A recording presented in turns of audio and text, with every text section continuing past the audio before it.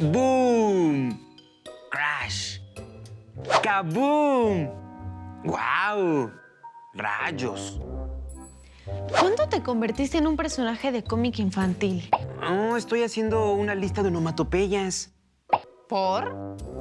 ¿Por? No, por no es onomatopeya, ¿o sí? ¿Por qué estás haciendo esa lista? Ah, es que antes de que llegaras entró un mensaje. Mira. A ver. ¿Cuál es el lenguaje de los cómics o historietas, Santi?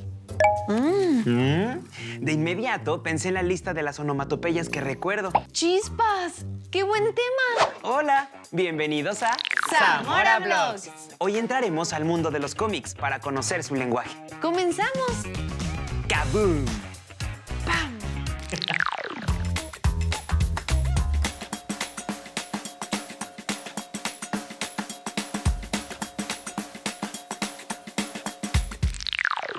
La imagen constituye un medio de expresión, ya que así recibimos innumerables comunicaciones. Vivimos rodeados de imágenes fijas, como son revistas, carteles, cómics y anuncios. Y de imágenes en movimiento, que son la base del cine, la televisión o el video.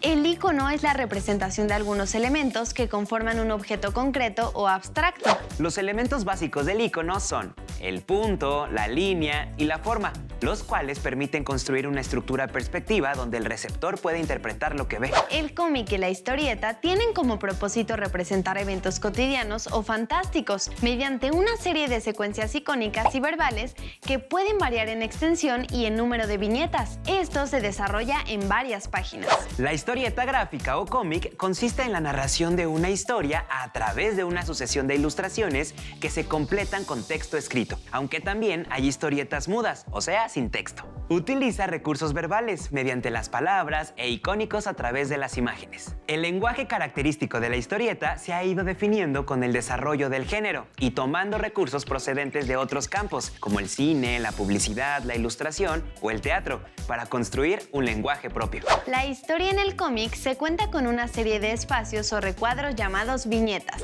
El texto escrito suele ir encerrado en lo que conocemos como globo o bocadillo, que sirve para integrar en la viñeta el discurso o pensamiento de los personajes y el texto del narrador. La forma de los globos o bocadillos depende de la intencionalidad del contenido. Por ejemplo, para conversación se usa el globo con una delta. Si hablan varios personajes, el globo lleva varias deltas. Y para susurrar, el globo suele ir punteado. Si el personaje está pensando, el globo es una nube o un círculo, en el cual el texto se une a la cabeza del pensador con más círculos, que se hacen cada vez más pequeños. El globo, con forma de estrella con puntas rectas, se emplea cuando el personaje grita. También se usa la estrella ondulada estilo personal. La forma de los globos o bocadillos nos permiten interpretar el texto de la historieta. Si observamos un cómic o historieta, veremos algunas características, además de las que ya conocemos. La narración es rápida. Los acontecimientos suceden con gran celeridad. Las descripciones se hacen a través de la imagen. Se emplea el lenguaje coloquial con titubeos, algo así como caramba. También es común el alargamiento de las palabras. ¡Cuidado!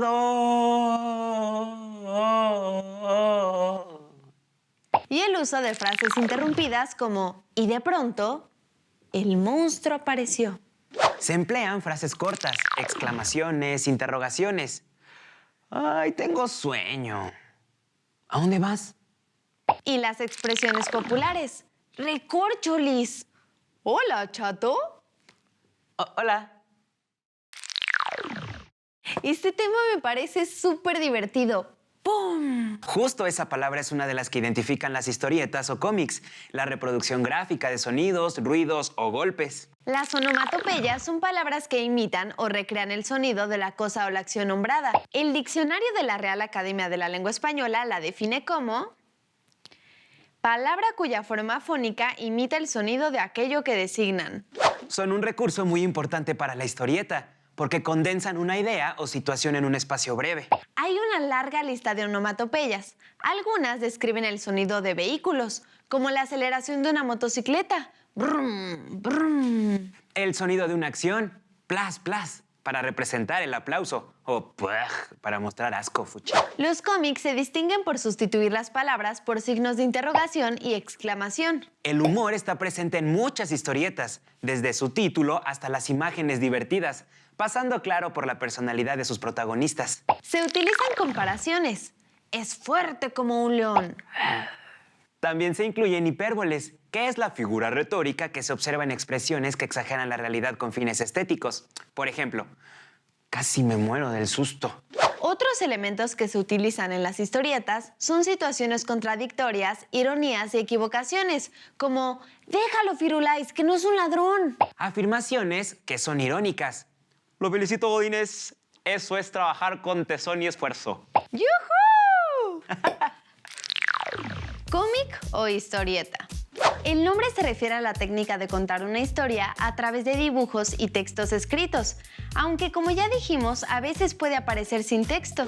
También se llama así al libro que contiene esta historia. Como nos han escuchado, en español es más frecuente el uso del término historieta, aunque también recibe el nombre de TVO, derivado del título de la revista TVO, publicada por primera vez en 1917 en España.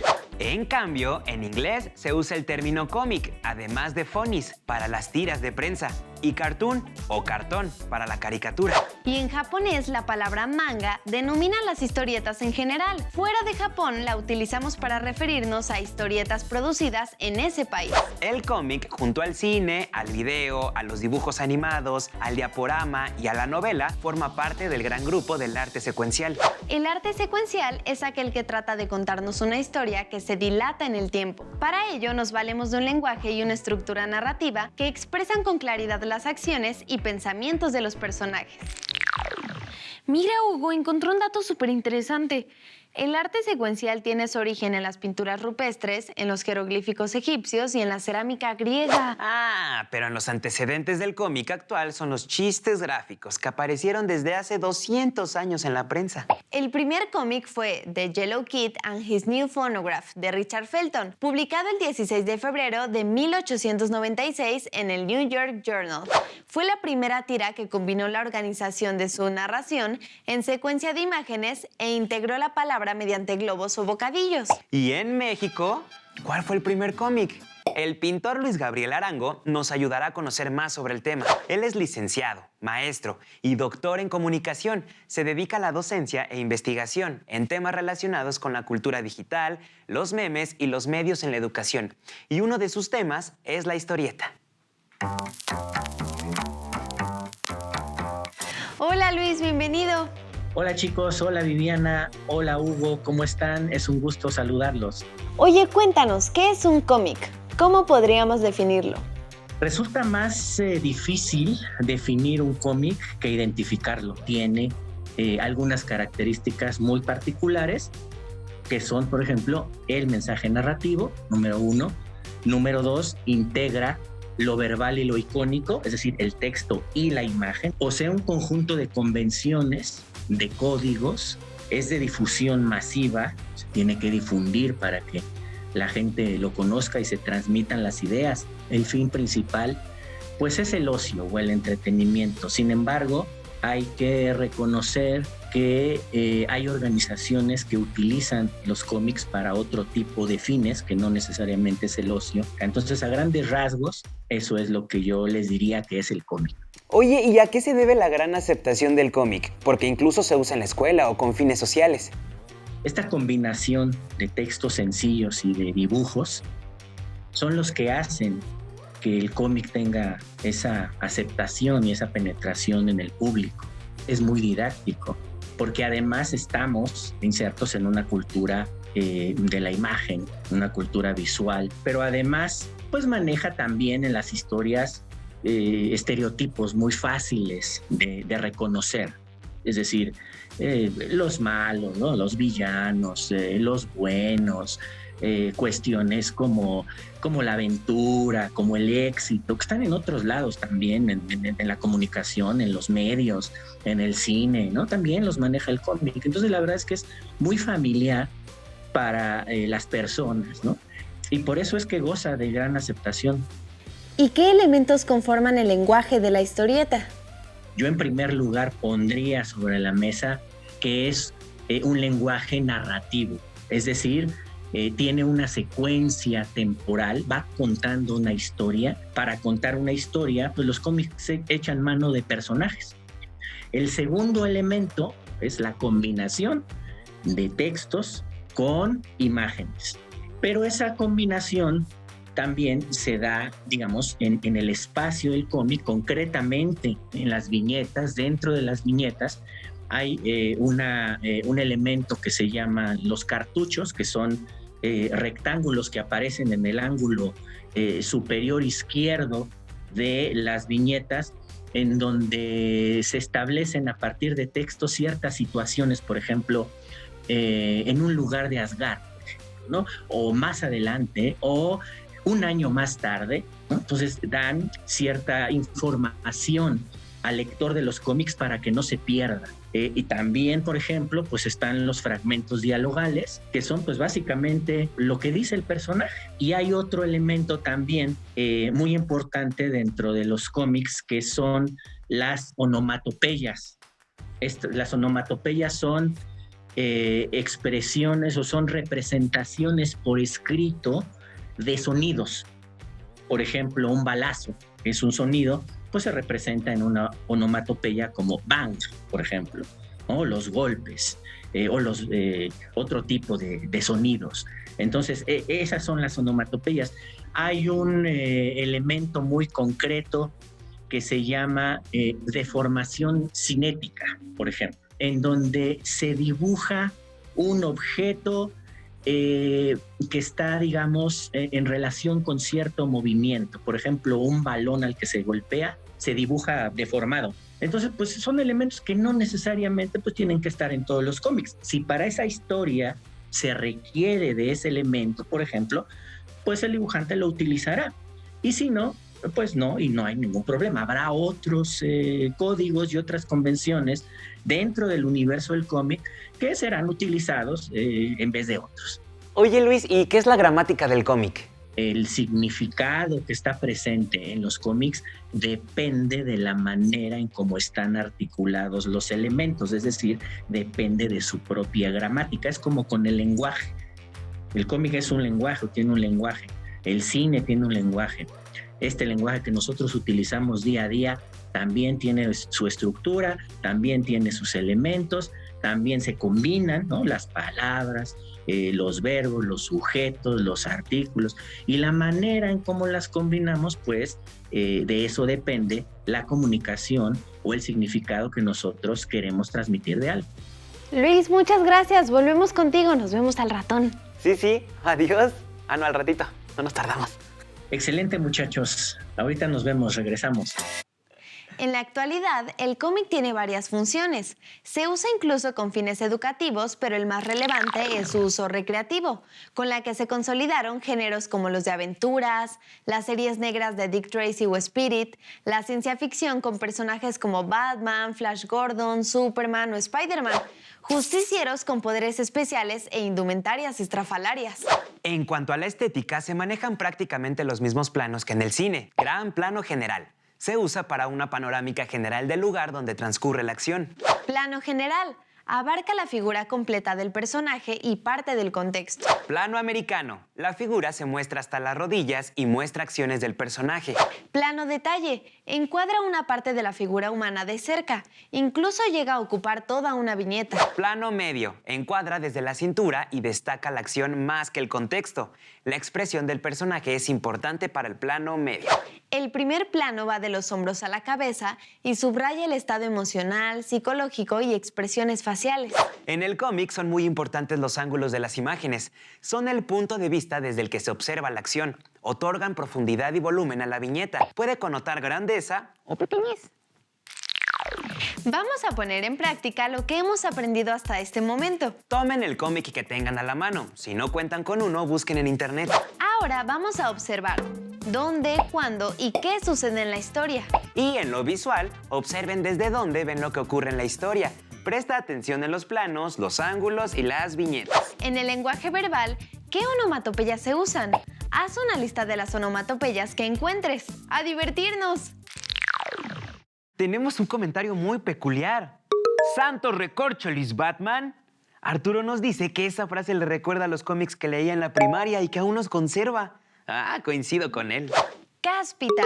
Esa es la palabra que mandó Claudia. Se usaba para exclamar sorpresa y era común en la pequeña Lulú, el Pato Donald, Daniel el Travieso y otros personajes de historietas infantiles. Yo recuerdo otras palabras de ese estilo como...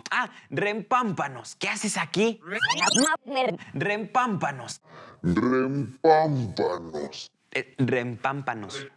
Repámpanos. Repámpanos. Sí. Ah, ok. Repámpanos. ¿Qué haces aquí? ¡Caramba! ¿Cuánto has crecido?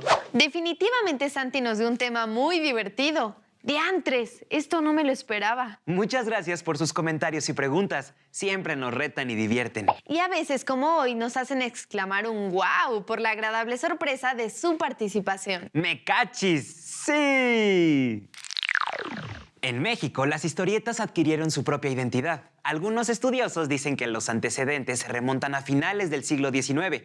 Otros establecen que fue en 1911, cuando se publicaron las primeras historietas. Al parecer, el primer cómic se llamó Las aventuras de Adonis, de Rafael Lillo. Pero la época de oro fue en la década de 1940 y 1950. En la lista de los cómics del siglo XX están De Pepín, Paquín y Chamaco, La familia Burrón, Los Supermachos, El Gallito Cómics y Lágrimas y Risas. Realmente la historieta tuvo un gran desarrollo en México. ¿Por qué no vamos con un doctor especialista en comunicación que nos ayudará a profundizar en el tema de la fantasía, las onomatopeyas y el humor? Luis Gabriel Arango Pinto. ¡Vamos! Hola Luis, ya estamos de regreso contigo. Excelente, regresamos a platicar. Oye, ¿y cuáles son las convenciones del cómic? Yo destacaría en primer lugar la viñeta que contiene los elementos expresivos, verbales e icónicos. Y de hecho está conformada la viñeta por dos elementos, a su vez muy importantes, que son el continente y el contenido. El continente son las líneas que la delimitan, fundamentalmente es rectangular o cuadrada, y el contenido, pues evidentemente, es la acción de los personajes, lo que dicen, los dibujos, etcétera, etcétera. Otra convención muy importante es el globo. El globo es este espacio también que contiene los diálogos de los personajes. El más común es una forma simplemente circular u ovalada, por ejemplo, en forma de nube, que representa que ahí el personaje lo que está haciendo es pensando algo. El otro es, se le conoce como delta, que es este pico, ¿no?, que va del globo a la boca del personaje para que nosotros identifiquemos quién está hablando. Y también otra de las convenciones u otro de los códigos son ciertas indicaciones de movimiento. Otra de las convenciones, por ejemplo, son las expresiones gestuales de los personajes. En términos generales, pues estas serían las convenciones y los códigos más importantes dentro de los cómics. Y finalmente, el contenido. Oye, ¿y qué caracteriza la forma humana y el lenguaje corporal en el cómic? Por ejemplo, cuando una persona está temblando, es uno que se conoce como oscilación, o está llorando, se dibujan ciertos halos justamente para representar ese movimiento de oscilación, ¿no?, de temblor, por ejemplo. Otro recurso, por ejemplo, son las nubes de polvo. Cuando el cuerpo, una persona sale corriendo despavorida, o un carro, un animal, un caballo, lo que sea, se dibujan nubes de polvo para indicar justamente el movimiento del cuerpo, de la persona o del objeto. Y también otro recurso, pues, es lo que se conoce como la descomposición del movimiento. Por ejemplo, cuando está disparando, se dibuja acá y acá y acá y acá, ¿no? Entonces eso se genera la sensación y representa cómo el cuerpo se está moviendo. Otro, pues indudablemente son las expresiones gestuales de los personajes. Puede haber dibujos realistas, evidentemente, pero también puede haber caricaturas. Entonces está la caricatura humana, está el animal caricaturizado y también ilustraciones no figurativas, es decir, por ejemplo, hay viñetas en las cuales no hay personas, pero se supone que están ahí representadas. Me pongo un ejemplo, cuando a lo mejor hay una pelea, no ves a las personas peleándose, y a lo mejor el dibujo nada más son nubes de polvo o dibujos que señalan impacto y onomatopeyas. ¡Pum, pam, pam! Y eso es todo. pero se supone que dentro hay una figura humana que está, digamos, en un combate.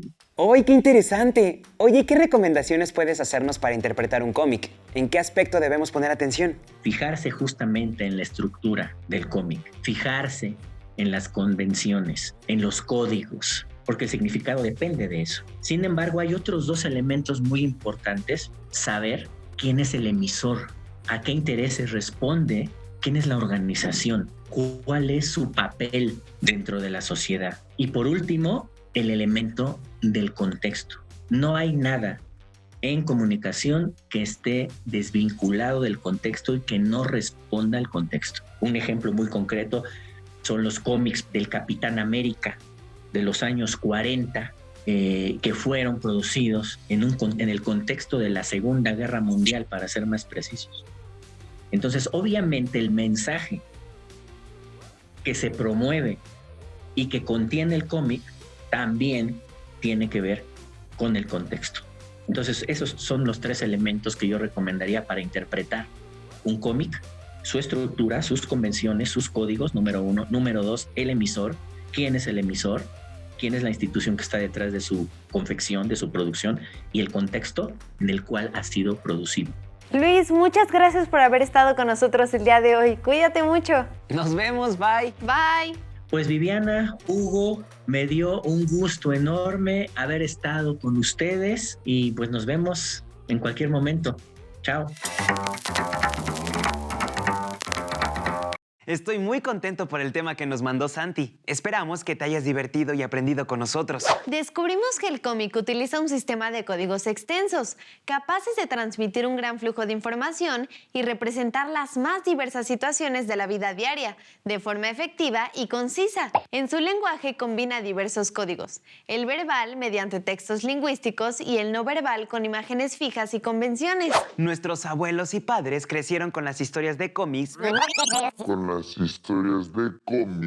Crecieron con las historias de cómics escritos por mexicanos, así que los alegrarás si les regalas un ejemplar de Chanoc, Fantomas, La Familia Burrón o Calimán. ¿De qué trataban esas historias? Te contamos rápido. Memín Pinguín narra las aventuras de un niño afrodescendiente y su ma Linda. Fue escrito por Yolanda Vargas Dulce. Calimán es sobre el séptimo hombre de la dinastía Cali, un superhéroe con poderes mentales que combate las fuerzas del mal en compañía de Solín, un niño egipcio. Una de las historietas más populares fue La Familia Burrón, creada por Gabriel Vargas en 1948. Trataba sobre las adversidades de Boró la Tacuche, Regino Burrón, el Tejocote la Pecocha, Fósforo Cantarranas y el perro Wilson, y se ubicaba a mediados del siglo XX en la Ciudad de México. Fantomas dedicaba sus páginas a narrar las aventuras de un ladrón que buscaba combatir la pobreza. Chanoc trata de las aventuras de un pescador de Ixtac, población del Golfo de México.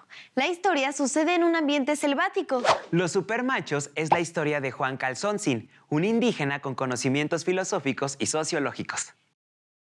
Con el tiempo surgieron nuevas historias y personajes de cómics mexicanos.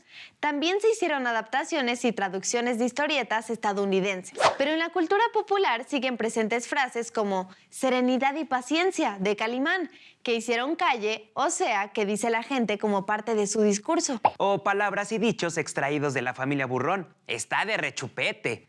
Está bien chipocludo. O estuvo a todo mecate. Si han escuchado frases como a mover el bigote, vete de volada a comprar las tortillas, mira nomás qué cuchitril, también provienen de La Familia Burrón. ¡Caramba! Sí las he escuchado, sobre todo de mi abuelita. Aunque mi papá también las usa, ¿eh? Recuerden visitarnos en nuestras redes sociales para seguir dialogando. Nos vemos en el siguiente video. ¡Nos vemos! Bye. Bye.